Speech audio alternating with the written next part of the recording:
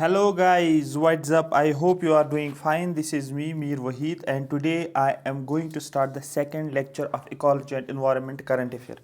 पहला लेक्चर जिसने अभी नहीं देखा कल वो हमने जो है यूट्यूब पे दिया है। आज का लेक्चर सेकंड लेक्चर है। पहले आप वो देखो, उसके बाद ये देखोगे आप। ये पीडीएफ आपको टेलीग्राम पे शेयर हो जाएगा, ठीक है। तो आज का टॉपिक जो हमारा रहेगा वो है हमारा, यहाँ तक मैंने आपको बताया था, ठीक है। इस सीला टनल प्रोजेक्ट मैंने आपको बोला था, सीला टनल प्रोजेक्ट जो है ये कहाँ पर है, आपको बोलना है सर सीला टनल प्रोजेक्ट न्यूज़ में था। तो इसकी लोकेशन अरुणाचल प्रदेश में, तो इसलिए ये इंपॉर्टेंट है क्योंकि अरुणाचल प्रदेश में अगर कोई चीज़ न्यूज़ में होती है तो वो जनरली पूछा जाता है। जनरली अरुणाचल प्रदेश के नेशनल पार्क्स, इनके बारे में क्वेश्चन पूछा जाता है। उसके बाद एक और लेक है जिसको बोलता है पेंगोंग सो लेक, जिसको नाम दिया जाता है which means high grass land lake. ये भी न्यूज़ में था। देखो ये एक्चुअली आपने स्टैटिक में भी पढ़ा होगा, बट जो न्यूज़ में होता है उस पर ज़्यादा फोकस आपको रखना है। इसको हम बोलते हैं हाई ग्रास लैंड लेक। ये एक नाम इसका है जो लैंड लॉक्ड है। क्वेश्चन पूछेगा लैंड लॉक्ड लेक कौन सा है, आपको बोलना है ये है Pangong Tso lake. Generally land locked lake के लेक्स पे क्वेश्चंस पूछे जाते हैं, ठीक है। Spanning eastern Ladakh to western Tibet, ये लद्दाख से लेकर तिब्बत तक आपको इसका जो है एक्सटेंट देखने को मिलेगा। This land locked lake is the world's highest salt water lake. ये फ्रेश वाटर लेक नहीं है, ये साल्ट वाटर लेक है, लेकिन वर्ल्ड का हाईएस्ट साल्ट वाटर लेक है और ये एक लैंड लॉक्ड लेक है। 2 पॉइंट्स यहाँ पर आपको पता होने चाहिए। लोकेशन इसकी लद्दाख पता होनी चाहिए। दूसरा आपको इसका ये क्या है, आपको बोलना साल्ट वाटर लेक। तीसरा पॉइंट इसका जो है दैट्स वर्ल्ड हाईएस्ट लेक है। और फोर्थ आपको याद रखना हाई ग्रास लैंड लेक आपको देखने को मिलेगा। नेक्स्ट अगर हम बात करेंगे चैंग चैनमो रिवर, ठीक है। चैंग चैनमो रिवर, चैंग चैनमो रिवर और जिसको बोलता है Chang Chenmo river is a tributary of Shyok river. ये क्यों इंपॉर्टेंट है, क्योंकि शायोक रिवर जो है ये इंडस का पार्ट है, इंडस की ट्राइब्यूटरी है, ठीक है। जब आप इंडस रिवर सिस्टम पढ़ोगे उसकी ट्राइब्यूटरी जो है दैट शायोक उसकी ट्राइब्यूटरी है। लेकिन इंडस जो है ये किसके साथ आता है, आपको बोलना है इंडस रिवर सिस्टम। आपने पढ़ा होगा इंडस रिवर सिस्टम में, आपने जहलिम पढ़ा होगा, आपने रावी पढ़ा होगा, आपने बीज पढ़ा होगा, सतलुज, और आपके पास क्या होता है एक और रिवर है जिसको बोला जाता है आप चिनाब रिवर, ठीक है। तो ये आपने इंडस रिवर सिस्टम पढ़ा होगा। लेकिन एक और रिवर है जो कि शायोक का जो है शायोक की ट्राइब्यूटरी है, ठीक है। कौन सा रिवर, चैंग चैनमो रिवर। उसके बाद रिवर सियोम, ठीक है। रिवर सियोम जो है ये होती है right bank tributary Brahmaputra, Brahmaputra की ट्राइब्यूटरी। आपको पता है ब्रह्मपुत्र कहाँ से ओरिजिन होता है, इसका ओरिजिन जो है दैट इज इन आप चाइना तिब्बत में आप बोल सकते हो। फिर ब्रह्मपुत्र क्या करता है, ये फ्लो करता है, इस तरीके से फ्लो करता है। फिर यहाँ से क्या करता है, एक राइट वर्ड टिल्ट ले लेता है, या नॉर्थ वेस्ट टिल्ट आप बोल सकते हो, टिल्ट एक ले लेता है, जिसको जनरली हम बोलते हैं नामचा बारवा के ऊपर ये टिल्ट ले लेता है अरुणाचल प्रदेश में। ये जनरली एक क्वेश्चन पूछा गया है। और इसी की एक ट्राइब्यूटरी है जिसको हम नाम बोलते हैं शायोम रिवर। तो right bank tributary, right bank tributary का मतलब ऐसे ये ट्राइब्यूटरी आ जाएगी और राइट बैंक के साथ टच करेगी in the state of Arunachal Pradesh. Arunachal Pradesh में मैंने 3 क्वेश्चन आपको बोले। जो रिवर सयोम जो है या श्याम जो है ये किसकी ट्राइब्यूटरी है, रिवर ब्रह्मपुत्र की। और इस रिवर ब्रह्मपुत्र को दूसरे नाम से जाना जाता है दिहांग रिवर, और सियांग रिवर भी इसके नाम से, इसको नाम से जाना जाता है। और ये अरुणाचल प्रदेश के थ्रू फ्लो होकर निकलता है और इंडिया में एंटर करता है। कहाँ पर, आपको नामचा बारवा में जो एंटर करता है, ठीक है। उसके बाद एक और रिवर है जिसको महाकाली रिवर के नाम से जाना जाता है। ये एक ट्रांस बाउंड्री रिवर है, एक इंटरनेशनल रिवर है इंडिया और नेपाल के बीच में। महा और काली याद रखना, दोनों मिलाकर बन गया महाकाली। तो महाकाली रिवर एक ट्रांस बाउंड्री रिवर है, एक इंटरनेशनल बाउंड्री क्रिएट करता है इंडिया और नेपाल में। ऑल्सो कॉल्ड एज काली, इसको काली के नाम से जाना जाता है। शारदा, शारदा के नाम से भी जाना जाता है अलोंग इट्स कोर्स, ठीक है। ये काली रिवर भी इसको आप बोल सकते हो, किसको, महाकाली को। हुआ क्या, न्यूज़ में क्यों है ये रिवर, देखो आपका स्टैटिक पोर्शन कवर हो गया। महाकाली रिवर क्या है, आपको बनाई इंडिया नेपाल का ट्रांसबाउंड्री है। न्यूज़ में क्यों है, union cabinet of India has approved the memorandum of understanding between India and Nepal. Union government of India ने क्या किया है, यूनियन कैबिनेट इंडिया का इसने अप्रूव किया, एक एमओयू हुआ है इंडिया और नेपाल के बीच में। क्यों, for construction of bridge over Mahakali river, ठीक है। इस रिवर के ऊपर एक ब्रिज बनेगा और इस ब्रिज को जो है अप्रूवल किसने दिया, आपको बोला यूनियन कैबिनेट ऑफ इंडिया। जो है एक एमओयू दोनों कंट्रीज में देखने को मिला है, ठीक है।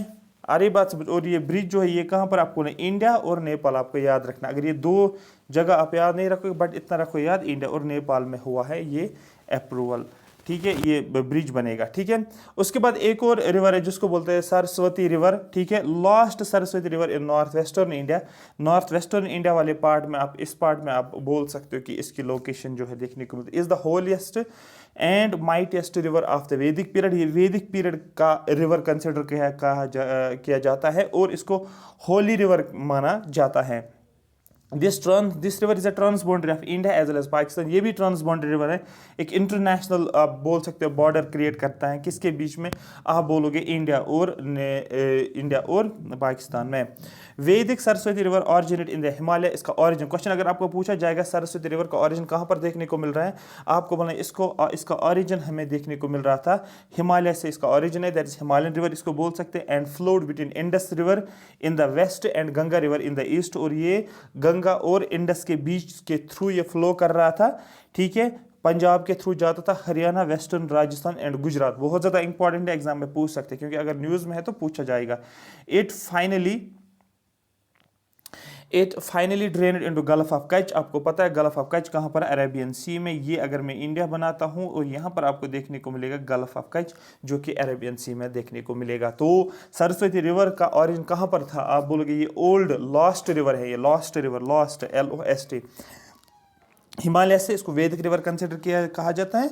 और उसके बाद फाइनली ये ट्रांस बाउंड्री रिवर भी माना जाता है इसको। और फाइनली ये गल्फ ऑफ कच्छ अरेबियन सी में ड्रेन आउट इनटू होता है। एक और इंपॉर्टेंट है जिसको आप बोलते हैं India state of forest report. पढ़ा होगा आपने, जाना भी होगा, आपके इसके ऊपर क्वेश्चन बनता है। India state of forest report 2021। देखो हर 2 साल के बाद इस रिपोर्ट को क्रिएट किया जाता है, प्रिपेयर किया जाता है। और प्रिपेयर कौन करता है? Forest survey of India. इसको बोलते हैं हम बाइएनुअल रिपोर्ट। बाइएनुअल रिपोर्ट का मतलब होता है जो 2 साल में एक बार इस रिपोर्ट को पब्लिश किया जाता है, ठीक है। इसमें क्या कवरेज दी जाती है? इस रिपोर्ट में आपको क्या देखने को मिलेगा? इस रिपोर्ट में इंडिया के फॉरेस्ट्स के रिलेटेड और ट्री कवर, कितने फॉरेस्ट हैं, कितने ट्रीज हैं, उनके रिलेटेड आपको इन्फॉर्मेशन दी जाती है। या तो पिछले 2 साल से फॉरेस्ट्स इंक्रीज हुए होंगे, या तो कुछ फॉरेस्ट डिक्रीज हुए होंगे, या ओवरऑल फॉरेस्ट और ट्री कवर को बढ़ाया गया होगा, या तो कम हुआ होगा। ऐसे इस तरीके का रिपोर्ट इसमें बनाया जाता है। और ये इंपॉर्टेंट ज़्यादा है, इस रिपोर्ट को प्रिपेयर कौन करता है? आपको बोलना है forest survey of India. The India state of forest report 2021 is the 17th edition. ये 17th एडिशन है सिंस 1987 से। तो that means India state of forest report 1987 से बनाया जाता था। और एट प्रेजेंट अगर आप बोलोगे 17th एडिशन 2021 में है। अभी 2023 का हमने नहीं देखा है, जब वो आ जाएगा तो उसके बारे में बात करेंगे। बट अभी आप India state of forest report 2021 के हिसाब से ही चलेंगे। लेटेस्ट रिपोर्ट जो आया था वो कब आया था? 2019 में। तो 2019 के बाद ही ये आपको देखने को मिलेगा। तो दैट मीन्स 2 साल बाद आता है।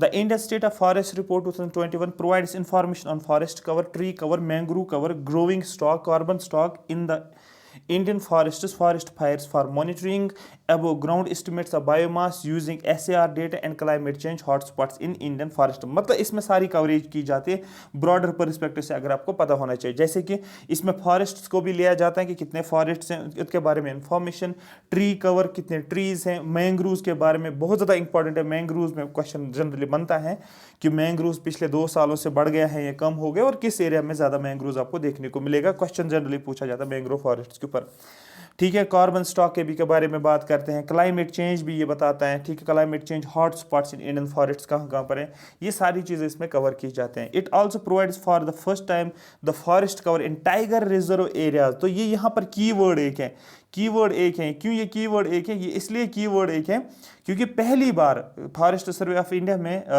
India state of forest report में पहली बार क्या किया गया? फर्स्ट टाइम फॉरेस्ट कवर लिया गया है, लेकिन टाइगर रिजर्व एरियाज में। वो एरिया जहां पर आपको टाइगर रिजर्व देखने को मिल रहे हैं, उन एरियाज में कितना फॉरेस्ट कवर है वो यहाँ पर कवरेज दी गई है, उसको भी इंक्लूड किया गया है। या टाइगर कॉरिडोर्स जहाँ पर टाइगर चलते हैं, एंड गिर फॉरेस्ट, और जो गिर फॉरेस्ट गुजरात में, उसका भी कवरेज दिया गया है, उसको भी यहाँ पर प्रोवाइड किया गया है। और यहाँ पर ये एक भी क्वेश्चन आपको यहाँ पर ये भी बनता है कि जो एशियाटिक लाइन्स जो हैं ये कहाँ पर हैं, आपको बोलना ये गिर फॉरेस्ट। और क्वेश्चन आपका बनेगा गिर फॉरेस्ट कहाँ पर है, आपको बोलना ये गुजरात में, ये आपको डायरेक्ट बनेगा क्वेश्चन। तो एक ये क्वेश्चन जनरली पूछा भी गया था, एक पेपर मैंने देखा शायद 2016-17 कुछ पेपर था कि 18 का था, मुझे अभी भी जहन में आ रहा है कि मैं एनालिसिस कर रहा था पेपर को, तो यहाँ पर वो ये क्वेश्चन पूछा गया है कि गिर फॉरेस्ट्स आर फेमस फॉर, आपको बोलना था एशियाटिक लाइन्स, में एक ऑप्शन था, इसको एशियाटिक लाइन्स टिक करना था। उसके बाद कुछ की फाइंडिंग्स इस रिपोर्ट में क्या क्या मेंशन किया, कुछ डेटा है जो आपको पता होना चाहिए। डायरेक्ट स्टेट सर्विसेज में डायरेक्ट क्वेश्चन पूछा जाता है, जेकेपीएससी का ये हैबिट है कि वो ऐसा क्वेश्चन पूछ लेते हैं डेटा के बेसिस पे क्वेश्चन। अब डेटा क्या है, total forest and tree cover of the country is 80.9 million hectares.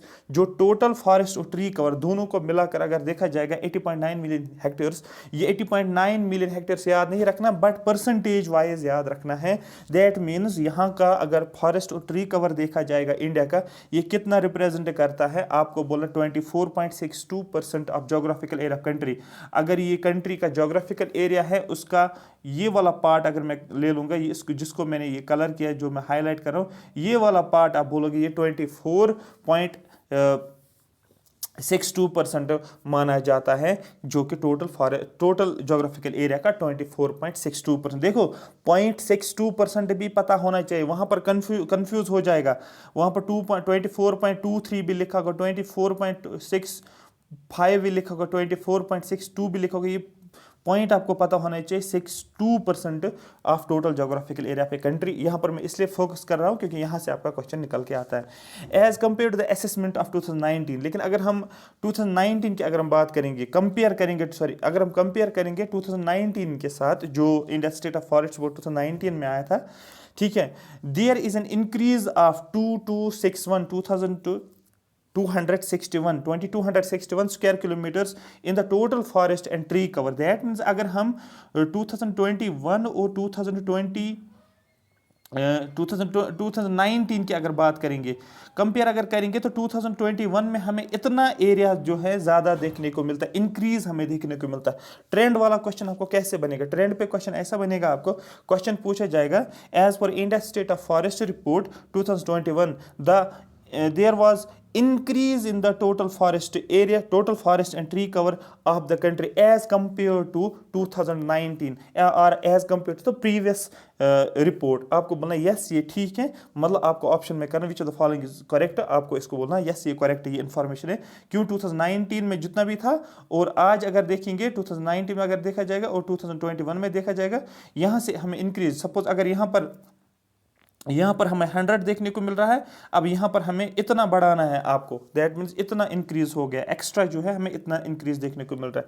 Generally question पूछे थे। यहाँ पर एक और फैक्ट मैं आपको बोलूँगा, मैंग्रोव्स का भी हमें इंक्रीज देखने को मिल रहा है, मैंग्रोव कवर का भी हमें इंक्रीज देखने को मिल रहा है एज कम्पेयर टू 2019 से। यहाँ से ये क्वेश्चन ऑलरेडी बहुत स्टेट सर्विस में ये क्वेश्चन पूछा गया, बाकी स्टेट सर्विसेज में अभी तक ये क्वेश्चन पूछा गया। Top 3 states showing increase in forest cover, किस किस स्टेट में हमें ज़्यादा फॉरेस्ट कवर देखने को मिल रहा है, फॉरेस्ट कवर में इंक्रीज, आंध्र प्रदेश, तेलंगाना, उड़ीसा। याद रखना, ठीक है, याद रखना इस पॉइंट को, सबसे ज्यादा फॉरेस्ट इंक्रीज किसने दिखा है, फॉरेस्ट कवर में इंक्रीज किसने दिखा है, आंध्र प्रदेश ने, फिर तेलंगाना, फिर उड़ीसा। एरिया वाइज की अगर बात करेंगे, एरिया किसका बड़ा, देखो जैसे कि अगर मैं ये बोलूँगा, ये एक सपोज ये 5-6 स्टेट्स हैं, आप देखो स्टेट ए, ये स्टेट बी, ये स्टेट डी, और ये स्टेट ई, ये स्टेट एफ, सपोज ये स्टेट जी। आप देखो किसी का एरिया सपोज बोला जाएगा, किसका एरिया बड़ा, आप बोलोगे सर यहाँ पर मैंने किया है, इसको बढ़ा दिया। ए पहले इतना फॉरेस्ट एरिया के अंडर था, इसके पास फॉरेस्ट एरिया सिर्फ इतना ही था, लेकिन अब इन्होंने बढ़ा दिया, इसको बोलते हैं हम एरिया वाइज बढ़ाना।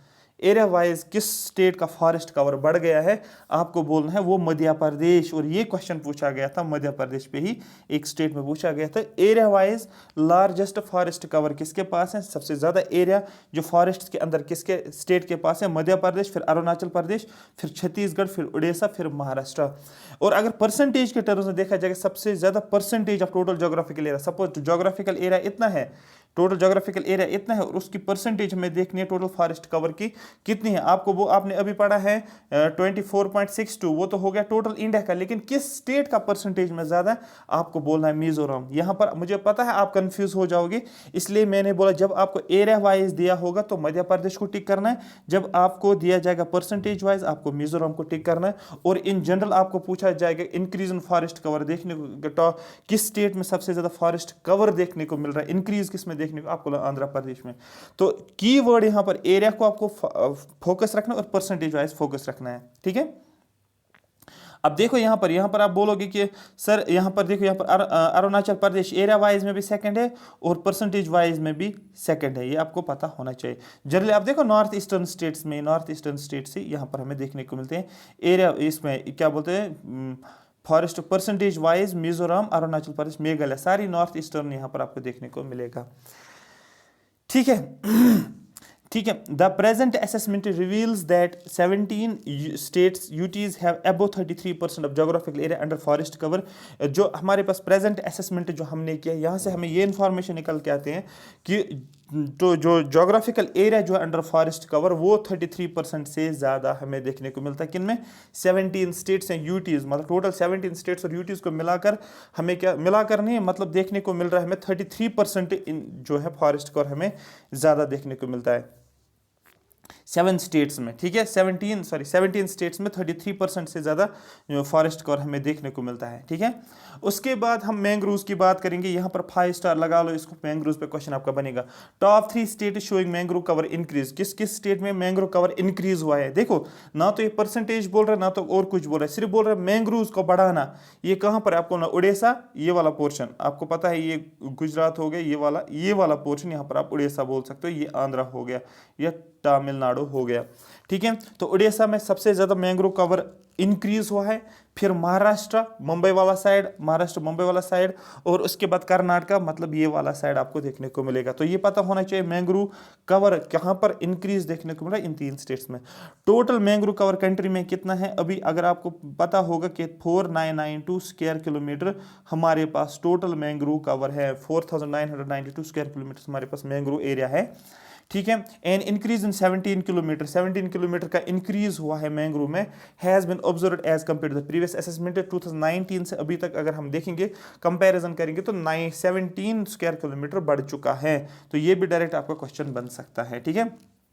एक और यहाँ पर आपका क्वेश्चन जो बनता है वो है फॉरेस्ट सर्वे ऑफ इंडिया के बारे में। देखो ऊपर मैंने जो बताया वो India state of forest report मैंने बताया, वो India state of forest report था, लेकिन ये जो है ये फॉरेस्ट सर्वे ऑफ इंडिया की यहाँ पर मैं बात कर रहा हूँ। और यहाँ पर इसको इस्टेब्लिश कब किया गया है, 1981 में इसका इस्टेब्लिशमेंट हुआ है। Premier national organization under minister of environment, ये किस मिनिस्टर के अंदर आता है, इंडिया फॉरेस्ट सर्वे, ठीक है। फॉरेस्ट सर्वे ऑफ इंडिया जो है इसको इस्टेब्लिश किया गया है 1981 में, लेकिन ये क्या है, ये एक नेशनल ऑर्गेनाइजेशन है, एक नेशनल लेवल पे एक ऑर्गेनाइजेशन है जिसको जो मिनिस्टर ऑफ एनवायरनमेंट के अंदर आता है। काम क्या है इसका, इसकी रेस्पॉन्सिबिलिटी क्या है, it is responsible assessment and monitoring of the forest resources of the country regularly. इसकी रेस्पॉन्सिबिलिटी ये है, ये क्या करता है, ये एसेस करता है, एक तो असेसमेंट, दूसरा मॉनिटर करता है जो भी फॉरेस्ट रिसोर्सेज हैं कंट्री के अंदर, जो भी हमारे पास हैं, फॉरेस्ट्रीज हैं, मेडिसन हैं, जो भी फॉरेस्ट रिसोर्स हमारे पास हैं उन सभी का असेसमेंट करना और उन चीज़ों को मॉनिटर करना, कहाँ पर क्या है, ये सारा कौन देखता है, फॉरेस्ट सर्वे ऑफ इंडिया। और यहाँ पर अगर आप देखोगे मैंने यहाँ पर लिखा भी है यहाँ पर आप देख सकते हो, India state of forest report prepare ही कौन करता है, forest survey of India. That mean related जो भी फॉरेस्ट के रिलेटेड जो भी इंफॉर्मेशन या असेसमेंट जो भी हो रहे हैं वो फॉरेस्ट सर्वे ऑफ इंडिया करता है। ये इसका काम है, आपको पता होना चाहिए इसका ऑब्जेक्टिव क्या होता है, इसका रिस्पॉन्सिबिलिटी क्या होती है। जितनी भी ऑर्गेनाइजेशन आप पढ़ोगे हर एक ऑर्गेनाइजेशन की रिस्पॉन्सिबिलिटी आपको पता होनी चाहिए। इन एडिशन इसके अलावा it is also engaged in providing the services of training, research and extension. इसके अलावा एक तो ये असेसमेंट करने के अलावा ये क्या करता है, ये सर्विसेज ऑफ ट्रेनिंग हो या रिसर्च हो या एक्सटेंशन हो, सारी चीज़ें यही क्या करता है, ये प्रोवाइड करता है, ठीक है। ये क्वेश्चन आपका डायरेक्ट स्टेटमेंट पूछ सकते हैं, एक लाइन में आपका क्वेश्चन बन सकता है, Kerala bird atlas, Kerala gets first ever scientific bird atlas. पूछा जाएगा ऐसा कौन सा स्टेट है जिसको कंसिडर किया जाता है, जिसको मिला है first ever scientific bird Atlas. आपको बोलना है फर्स्ट है तो पता होना चाहिए वो है केरला स्टेट, ठीक है। एक और एडजस्टमेंट है जिसको बोलते हैं हम क्योटो, ठीक है,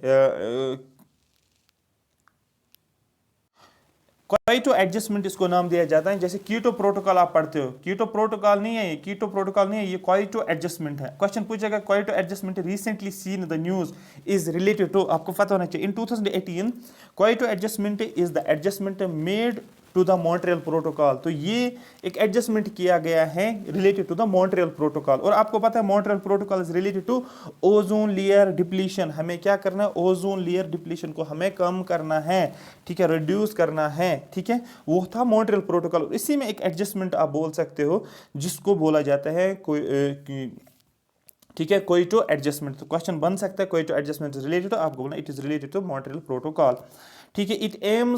it aims high to avoid 1 degree of further global warming. तो इसका एम यही रहा है इस क्योटो एडजस्टमेंट का। इसमें बोला गया है कि जो भी ग्लोबल वार्मिंग होती है उसको हमें क्या करना है, रिड्यूस करना है, 1 डिग्री हमें अवॉइड करना है, ठीक है।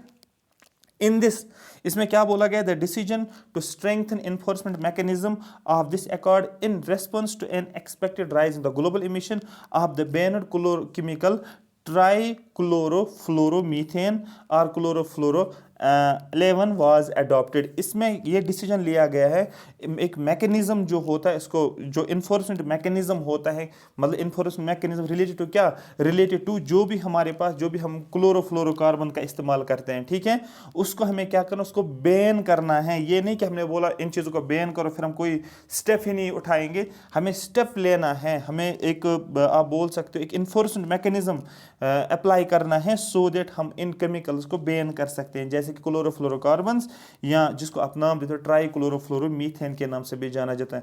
तो trichlorofluoromethane is related to Kyoto adjustment, आपको याद रखना है। क्यों, ग्लोबल वार्मिंग को कम करना है, हमें रिड्यूस करना है ग्लोबल वार्मिंग को, आप बोल सकते हो इस तरीके से। तो सीधे याद रखना है Kyoto adjustment is related to, आपको बोलना मॉन्ट्रियल प्रोटोकॉल। आपको मॉन्ट्रियल प्रोटोकॉल डायरेक्टली पता है, मॉन्ट्रियल प्रोटोकॉल क्या है, आपको बोला related to ozone layer depletion. Ozone layer depletion को रिड्यूस करना है, और ओजोन लेयर डिप्लीशन होता किससे, आपको पता है क्लोरोफ्लोरोकार्बन से होता है। और यहाँ पर यही बात की गई, इन्हीं क्लोरोफ्लोरोकार्बन्स को हमें रिड्यूस करना है, इनके एमिशंस को हमें बैन करना है, इनको एमिट नहीं करना है, in order to reduce the greenhouse, in order to reduce the greenhouse effect, or you can say in order to prevent ozone layer depletion। उसके बाद एक और कॉन्फ्रेंस है जिसको बोलते हैं स्टॉकहोम कॉन्फ्रेंस, बहुत ज़्यादा इंपॉर्टेंट है, बहुत ज़्यादा इंपॉर्टेंट है। इसको साइन किया गया है 2001 में एंड इफेक्टिव फ्रॉम 2004। देखो JKPSC का फिर से एक, ये देखो आप किस तरह से क्वेश्चन बनेगा, वो बनेगा Stockholm conference, Stockholm convention came into force में कब लाया गया, आपको बोलना 2004 में। आया है 2001 में, फोर्स में लाया गया है कब, 2004 में, 90 day after the ratification of 50, ठीक है। उसके बाद एम इसका क्या है, टू एलिमिनेट और restrict the production and the use of persistent organic pollutants. इसका एम क्या, इसका फोकस, इसका ऑब्जेक्टिव क्या है।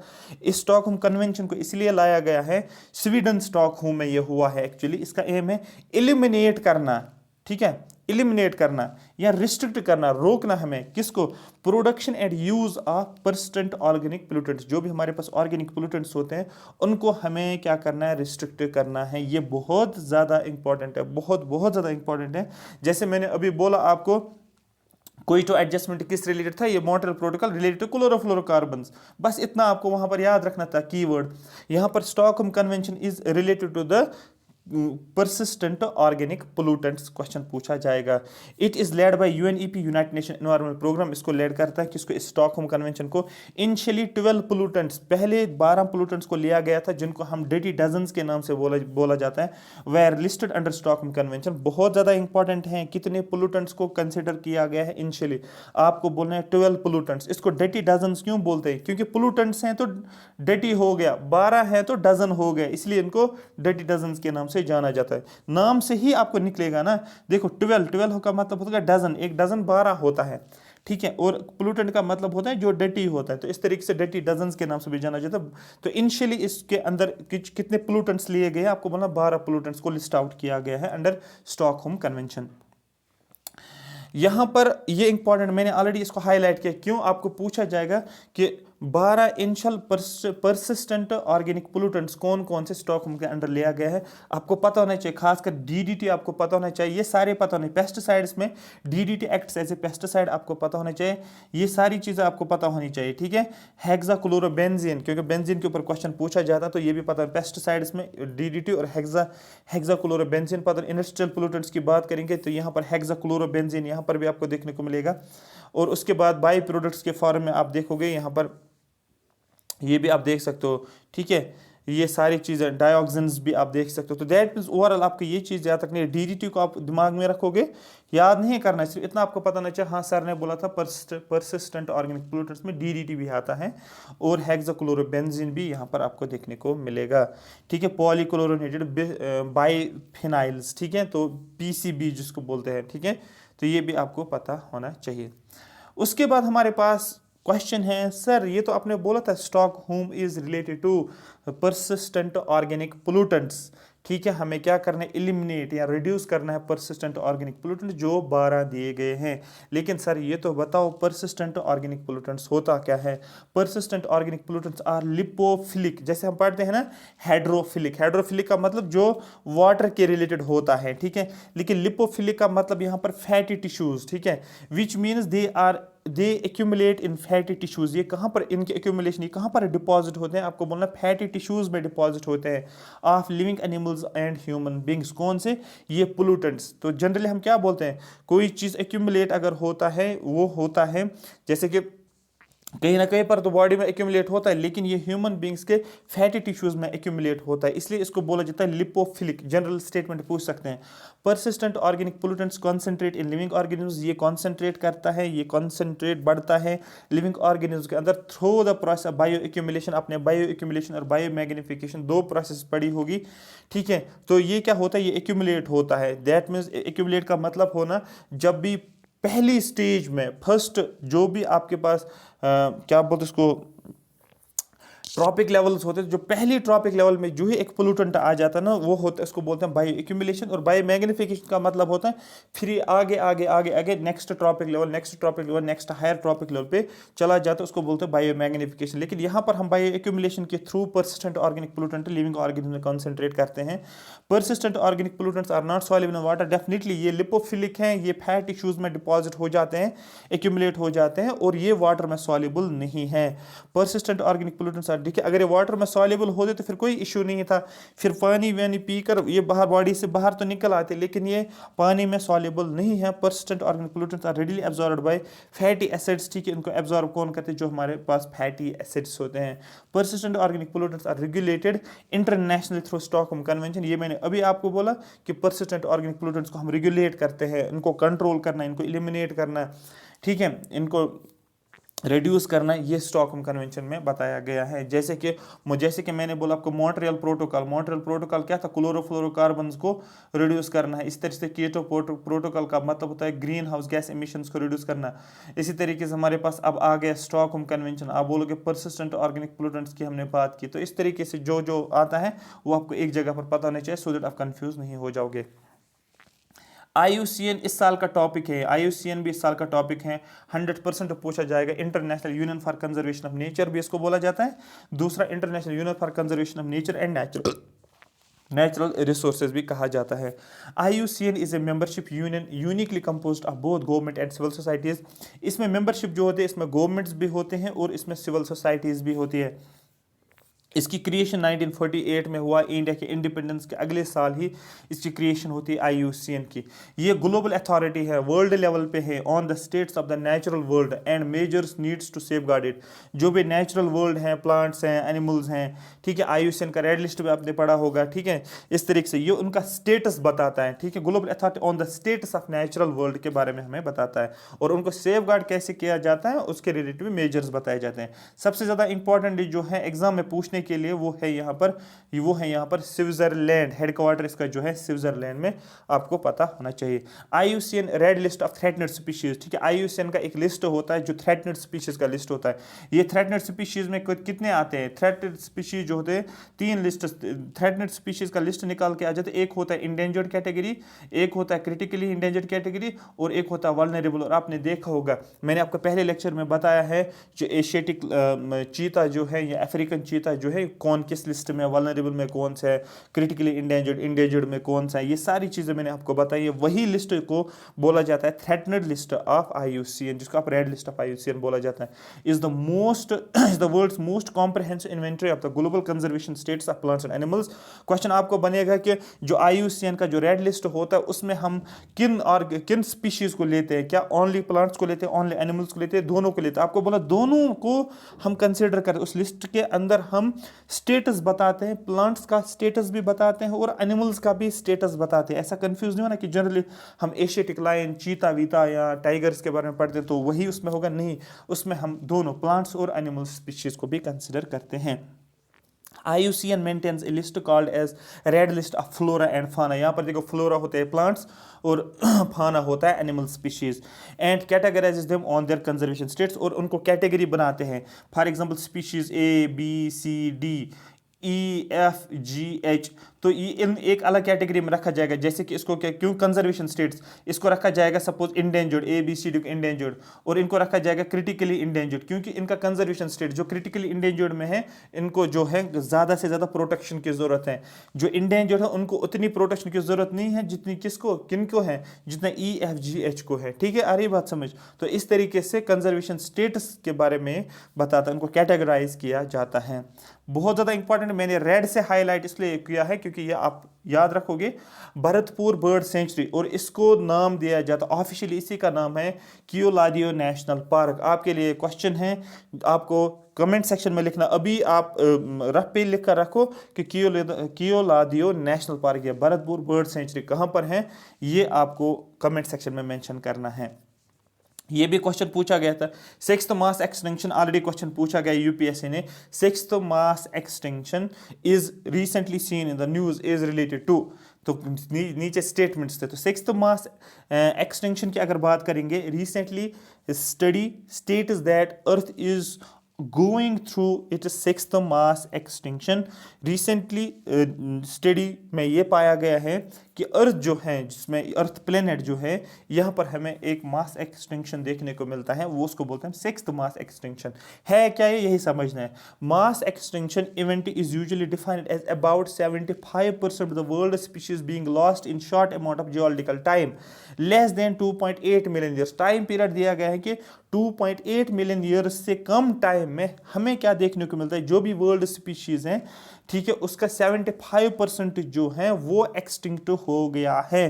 ठीक है, मास एक्सटिंक्शन हुआ है वर्ल्ड स्पीशीज का, और वो भी 75% ऑफ वर्ल्ड स्पीशीज। जितने भी वर्ल्ड स्पीशीज हैं, सपोज 100 वर्ल्ड स्पीशीज, उसमें से 75 स्पीशीज का क्या हुआ है, एक्सटिंक्शन हुआ है। ये बात आपको समझना है, ये एक्सटिंक्ट हो गए, मास एक्सटिंक्ट हो गए।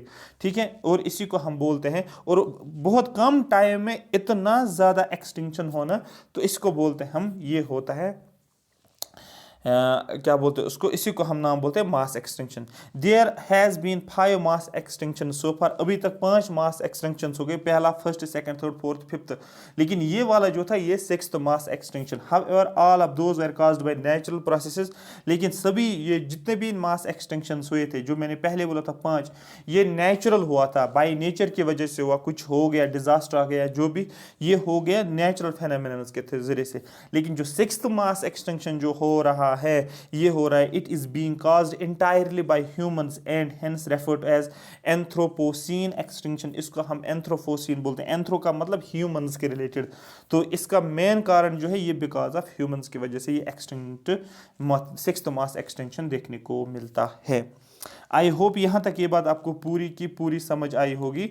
ठीक है, नेक्स्ट जो रहेगा हमारा, वो रहेगा हमारे पास जीरो बजट फार्मिंग क्या होते हैं। यहां से भी आपका क्वेश्चन बनेगी, ये सारा आपका इकोलॉजी, एनवायरनमेंट और ज्योग्राफी को कवर कर लेता है, यहां पर ही क्वेश्चन बनेगा। मैंने आपको पहले ही बोला था, आप बुक्स पे कितना भी पढ़ो, बुक्स को चाट लो, सिर्फ बुक से आपको डायरेक्ट क्वेश्चन हिस्ट्री के ही बनेंगे। पॉलिटी का भी करंट अफेयर से ही क्वेश्चन बनेंगे, ecology, environment, science and tech सारे करंट अफेयर से ही आपको क्वेश्चंस मिलेंगे। ठीक है, आपको लग रहा है कि ये बुक में है, लेकिन वो एक्चुअली करंट अफेयर के ही थ्रू आप क्वेश्चंस कर सकते हो। तो जीरो बजट नेचुरल फार्मिंग, क्योंकि आपके सिलेबस में एग्रीकल्चर भी है, तो एग्रीकल्चर से 6-7 क्वेश्चन डायरेक्ट पूछे जाते हैं, एग्रीकल्चर से 6 से 7 क्वेश्चन पूछे जाते हैं, याद रखना। वो एग्रीकल्चर आपका इकोनॉमी को भी कवर कर लेता है, वो एग्रीकल्चर आपका ज्योग्राफी को भी कवर कर लेता है, वो एग्रीकल्चर आपको एनवायरनमेंट को भी कवर कर लेता है। तो एक टर्म भी यहाँ पर जीरो बजट नेचुरल फार्मिंग, ये हम नेक्स्ट लेक्चर में देखेंगे। Thank you so much for watching मी। आप मुझे बोलोगे ये भरतपुर बर्ड सेंचुरी कहाँ पर है, या इसी को बोलते हैं हम दूसरे नाम से क्यूलादियो नेशनल पार्क, ये कहाँ पर है, आपको कमेंट सेक्शन में लिखना है। Thank you so much for watching भी। डेली बेसिस पे ही आपको ये सारी चीज़ें मिल जाएंगी, डेली बेसिस पे ही आपको करंट अफेयर, सारा करंट अफेयर, इकोनॉमिक्स हो, हिस्ट्री हो, पॉलिटी हो, ज्योग्राफी, जो भी है वो कवर मैं करके दूंगा। Thank you so much for watching me.